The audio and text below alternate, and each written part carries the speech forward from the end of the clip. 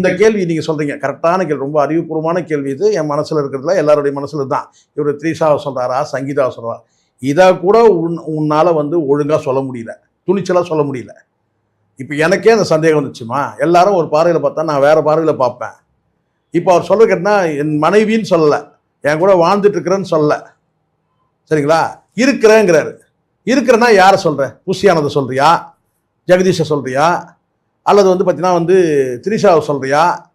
இருக்கிறேன்னா பார்த்தீங்கன்னா ஒன்று இருக்கலாமா, ஒரு அர்த்தம் இருக்கலாம். இருக்கிறதுக்கும் வாழ்ந்துட்டு இருக்கிறதுக்கும் அர்த்தம் இருக்கு. அப்போ இந்த இடத்துல நீங்கள் சங்கீதாவை தான் சொல்கிறாருன்றத சில பேர் புரிஞ்சுக்கிறாங்க.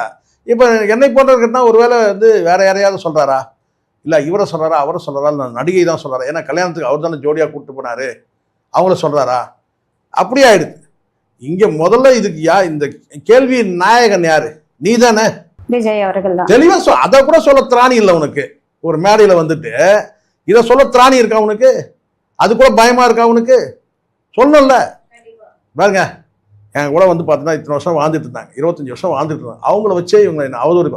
ரெண்டாவது நான் கேட்டேன் அவதூறுனா, நான் கேட்குறேன் ஸ்டாலின் ஃபோன் போட்டு, அம்மா ஒத்த ரோசா, யாரு த்ரீஷா கிட்ட, அம்மா ஒத்த ரோசா கொஞ்சம் விஜய் கூட அந்த கல்யாணத்துக்கு கொஞ்சம் போயிட்டு வந்துருமா நான் சொன்னாங்க. நான் கேட்குறேன்.